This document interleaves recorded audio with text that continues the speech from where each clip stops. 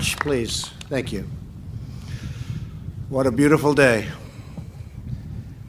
Third time, and I have to say this is the most beautiful weather, so that brings us a little luck, and it brings us a little happiness. Chuck, I want to thank you for the great job that you've done. Your devotion has been incredible. I've known you a long time. We work together, and congratulations. Really, you're doing a fantastic job. Thank you very much. Thank you. Thank you, Chuck. As president, I am deeply honored to join in this sacred commemoration for the third year in a row. Today, in the heart of our nation's capital, we come together to pay tribute to the American peace officers who made supreme sacrifice, all in the line of duty, in many cases for people they never met, for people they didn't know. We're here to remember their noble lives, to thank God for their profound courage, and to express our love, respect, everlasting gratitude for the heroes of law enforcement. And that's what they are and were, the heroes of law enforcement. We're pleased to be joined today by Attorney General William Barr, doing a great job. Secretary Acosta, Secretary Chow, and Acting Secretary McAleenan. Thanks also to the members of Congress in attendance, of which there are many, and to the leaders of the Fraternal Order of Police, including Jim Pasco, Linda Haney, and Chaplain Wiggins. To all of the families of our fallen officers, our whole country is praying for you, embracing you, and pledging to you that we will never, ever leave your side, never disappoint you. Your loved ones were extraordinary and selfless Americans who gave everything they had in defense of our communities, our children, and our nation. These brave heroes did not put on the uniform for praise or for glory. They wore the badge because it was their duty, their calling, their noble purpose to serve, protect, like nobody has ever done it before. They embodied our highest ideals and greatest aspirations. They were the very best of us. There was nobody close. Today, we engrave their memories into our hearts and inscribe their names into the eternal roll call of American heroes. In honor of the fallen, we pledge to always support their brothers and sisters in blue. We stand firmly, strongly, and proudly with the incredible men and women of law enforcement.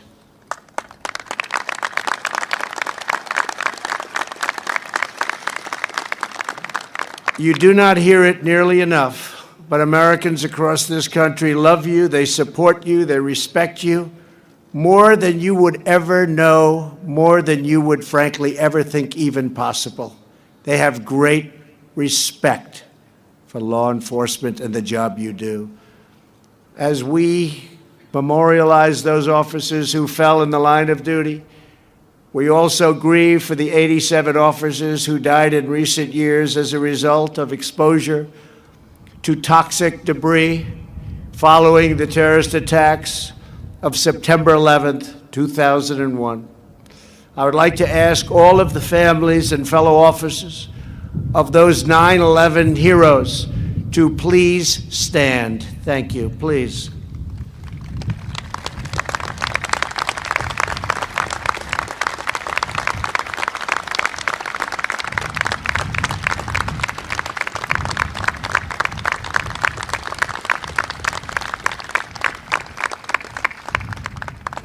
Thank you very much. I can tell you I live in that city and lived in that city during that time, and the job they did was incredible. Today we renew our solemn oath that we will never forget. Before we read the names of the fallen, I want to share a few of the stories that exemplify the courage of those we honor at this ceremony. Last year, America lost two extraordinary officers from Brookhaven, Mississippi, Patrolman James White and Corporal Zach Moak. James asked his mom to sign a waiver so he could enlist in the Army National Guard at the age of only 17. Nearly 18 years in the military, James became something that he always wanted to be, a police officer. His teammate, Zach, spent time caring for his nieces and nephews and family.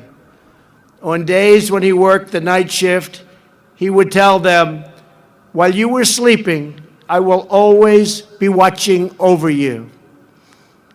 Last September, James and Zach responded to a report of shots fired at a home. When they arrived, they bravely engaged the shooters. It was a bad 2 minutes. It was violent and it was vicious. Within seconds, the killer shot James. At that moment, Zach could have raced to safety. Instead, he raced to the side of his friend. As Zach tried to save his teammate, he too was shot and killed, giving his life for his brother in blue.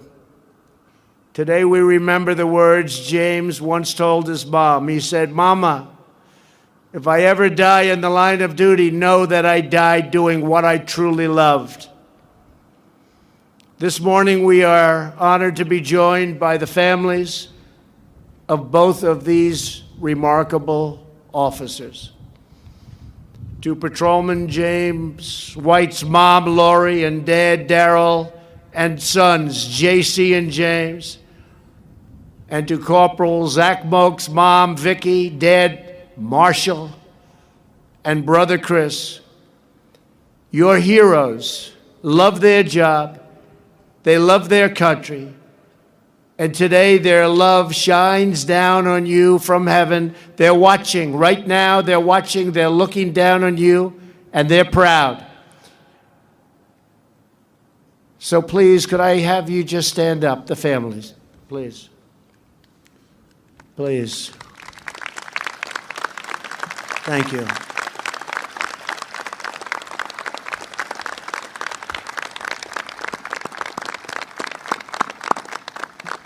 Thank you very much. Two great men. Also here with us for this ceremony are the families of Investigator Farrah Turner and Sergeant Terrence Caraway of the Florence Police Department in the great state of South Carolina. Last October, Investigator Farrah Turner went to the house of a man suspected of a crime against a minor. When she and her fellow officers approached, the gunman opened fire from his second-story window. Nobody knew it could happen. Nobody thought it was even possible. There was no evidence, no anything, but they knew it was trouble. At that very moment, Florence Police Sergeant Terrence Caraway, a very popular person in that whole area of South Carolina. They all knew him, legendary guy. He was on his way home. He heard the call come over the radio. He sped to the scene, jumped out of his car, and was racing to the rescue. He knew the bullets were coming, but he kept going forward, and he was struck by one of those bullets. In total, 7 officers were shot on that very terrible day. We lost Sergeant Caraway, a 30-year veteran of the department. As his pastor has said, he wore a badge of love, and every time you were in his presence, you could feel that love. That's what they all say. Investigator Farrah Turner was also fatally wounded. She passed away several weeks later. In her final days, hundreds of members of the community came to visit her, in the hospital. They loved her. They spoke of the ways she not only saved them from danger, but changed their lives through her grace, her support, and her prayers. To Investigator Turner's mom, Katie, and sister April, and to Sergeant Caraway's wife, Allison, and son Terrence, brother Daniel, and sisters Sinovia and Ngozi. Your loved ones died today. It was a sad day, but they're looking down on you now. They died as they lived, fighting to protect innocent people. We will always remember them.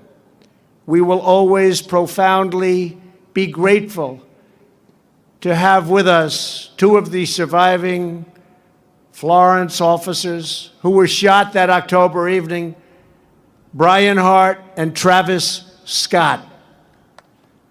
Brian and Travis, your continued service honors the legacy of your great friends. Thank you for being with us. Please stand. Please stand.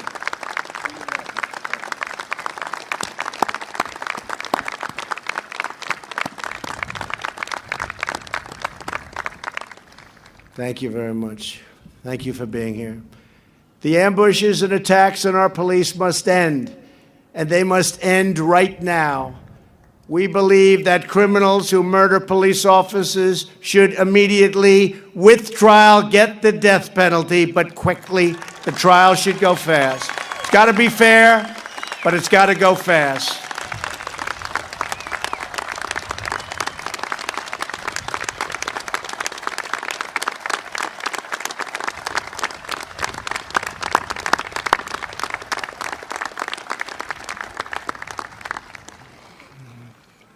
And that's happening. Fair but fast, right? Fair but fast. In the year before I took office, the number of officers killed in ambushes rose to the highest level in nearly 30 years. In the last 2 years, thankfully, the number of officers killed in ambushes has decreased by more than 70%. I'm very proud to have sent to all of the police departments all over the country hundreds of millions and even billions of dollars worth of military equipment that wasn't being used. Beautiful, wonderful, safe, great equipment that wasn't being used. And other administrations didn't want to send it. Someday you'll explain that one to me. But it's been sent and it's been used, and I've had so many people tell me how happy they were and how many lives it saved. We'll never back down when it comes to protecting our police, ever. Ever. In my administration, we strongly condemn hateful anti-police rhetoric, and you're hearing it. You're hearing it. We don't understand it. We don't think it's even possible that they can think or feel this way. But there are some people out there that do. In recent years, another dangerous trend has begun. A number of prosecutors in cities such as Philadelphia and Chicago have decided not to prosecute many criminals who pose a severe threat to public safety and community well-being. Every prosecutor takes an oath to uphold the law, not to advance a political agenda.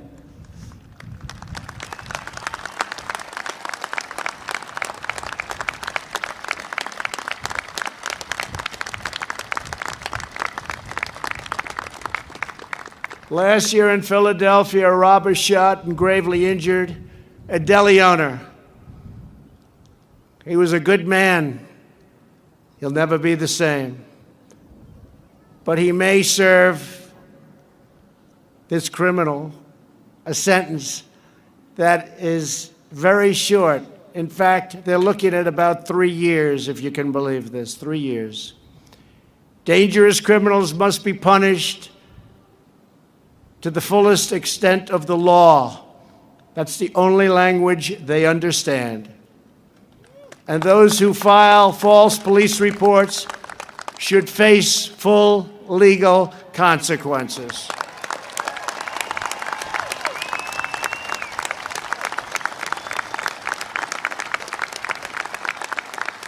Every American child deserves to grow up in a community that's secure and safe from violence and free of fear.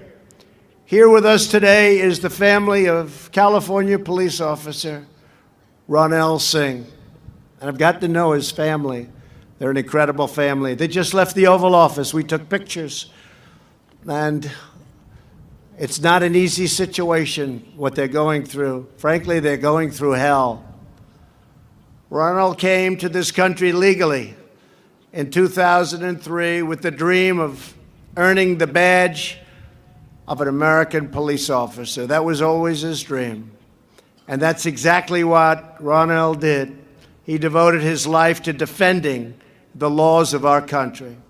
On Christmas night, he took a picture in front of the family Christmas tree with his beautiful wife, their beloved son, and Sam, their loyal police dog. It's a picture that all of us saw. I remember it so vividly. I'll never forget it. I didn't know I'd get to know the family and greet the family and show the family the Lincoln bedroom at the White House. I didn't know that. But it's an extraordinary family. But I'll never forget the picture. Then Corporal Singh headed out on duty, which he loved, to protect and to serve. You all know the story, because hours later he was gunned down and killed during a simple traffic stop. He was a vicious killer, this man that crossed into our country from the border just a little while before.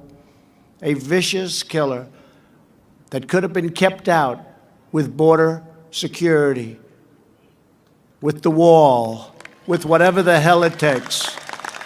Could have been kept out.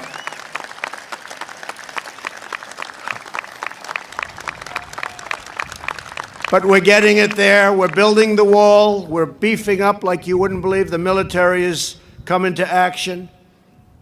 People are trying to come into our country illegally because our country's doing well. They can't come in illegally. They have to come in through the legal system. They have to come in through merit. They can't come in like this killer came in, just rode across the border, went through every sign he could go through. But the family is special. Ronell was special. And today we're really grateful to be joined by Corporal Singh's wife, Anamika, and their precious 10-month-old son, Arnav. Where are you? You're right here someplace. Stand up, please. And also here are his great parents, Ronnie and Veer, and his brother.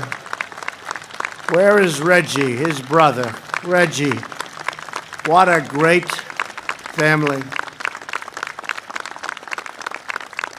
Reggie, come up here, will you please? Come on up. Come on. This is unexpected, but this family, I tell you, you know, you get to know some people. Come on up. They may let you up. I think so. I think Reggie's okay. Come on up, Reg. How about bringing the beautiful boy up? Come on up. Come on. Mrs. Singh, come up. Come on up. You know what? How about mom and dad, too? Come on up. Mom and dad, wife and baby. Come on up. Come. It's an incredible family. That's great. Got to see it to understand what it's all about. It's hard to imagine what they've been through. Hard to imagine. Come on up, Reg. You didn't know you'd be doing this, Reggie. Sorry, Reggie.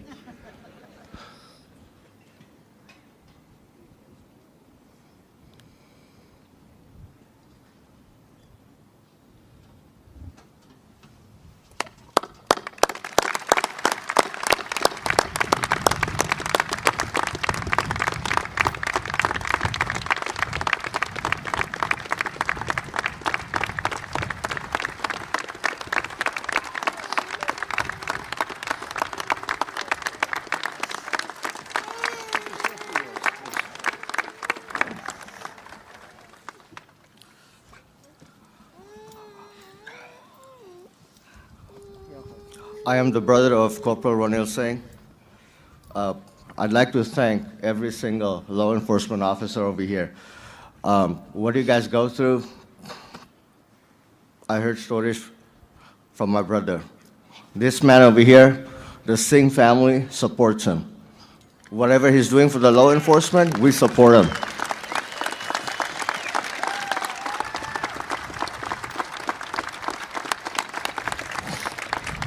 His team at the White House has reached out to us multiple times. I don't think that has ever happened before, ever. This man is amazing, and my family supports him. Thank you. Thank you. I'm proud of you. Thank you. You want to say something? You want to say? Thank you, sweetheart. So cute. Thank you very much, folks. Thank you. Please. Thank you, darling. You take care of yourself. Great job. Thank you very much. Oh, she said, no, I don't want to speak. Actually, I do. I like that. I think it's great. Go. It's something I didn't get to do at the office. I actually want to thank you personally for you're the only one that actually reached out and gave your condolence to the family. And it actually means a lot to all of our law enforcement families that are here for the sacrifice my husband and his brothers in blue and sisters in blue have given. So I want to thank you that. And we all, every family sitting out here wants justice for what happened to their loved ones. And that's what I want for my husband. Thank you. That's really, thank you.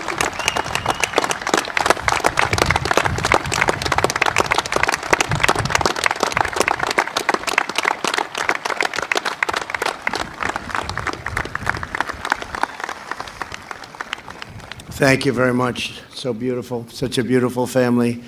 And there will be justice. Justice will happen. We have the people, and we have the spirit, we have the mindset. We're taking care of our law enforcement officers, and we're taking care of everybody. But we cannot imagine your pain. I mean, doing that, just doing that. Reggie, thank you very much. Fathom what you've been through. But we pledge to you the unwavering love and support and devotion of this entire nation. We have a great nation, and it's getting better and better every day. It's getting stronger. We're not relying on outside forces and outside countries that don't really care about us other than to take advantage of our people and our system.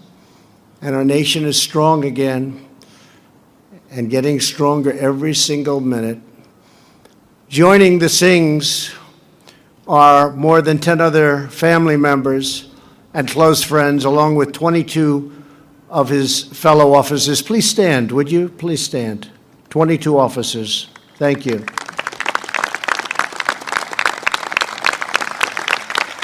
So was he as great as they say?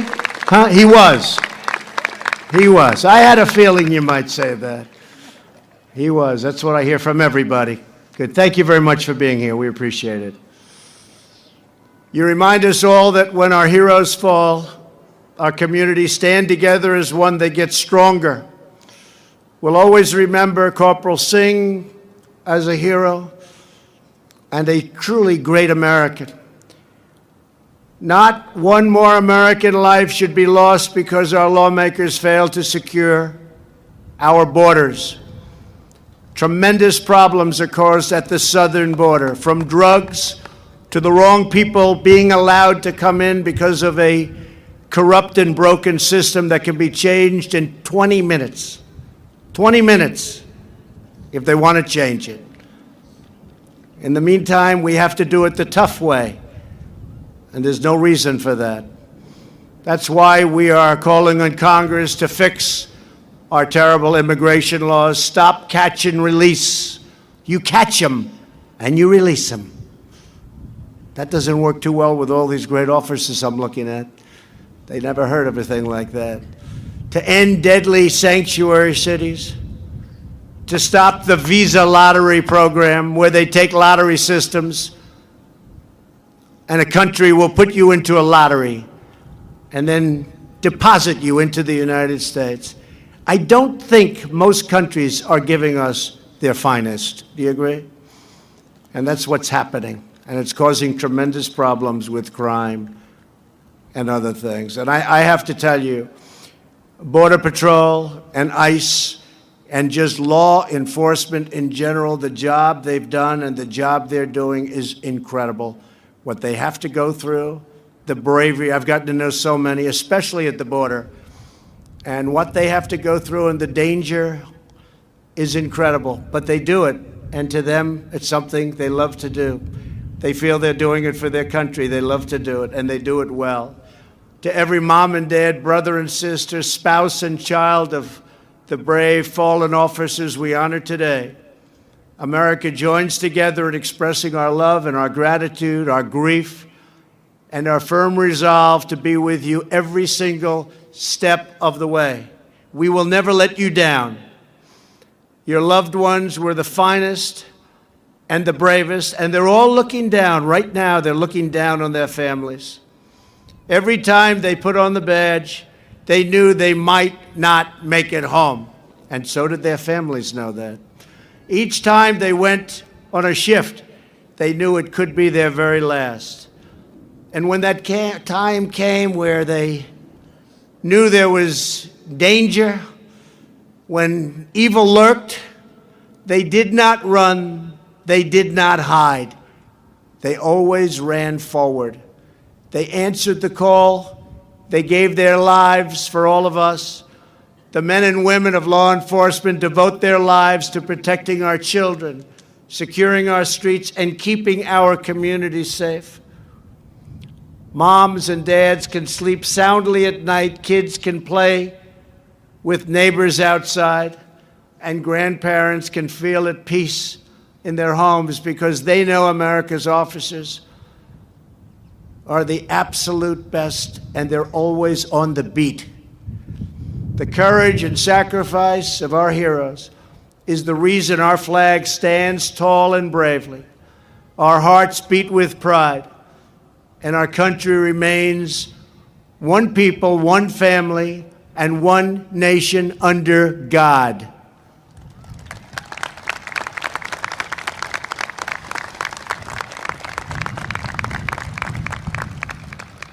Today we thank you, we honor you, and we forever cherish the memory of our fallen men and women in blue. You are very special people. There's nobody like you, nobody. God bless you. God bless our law enforcement. God bless the fallen, and God bless the United States of America. Thank you very much. Thank you.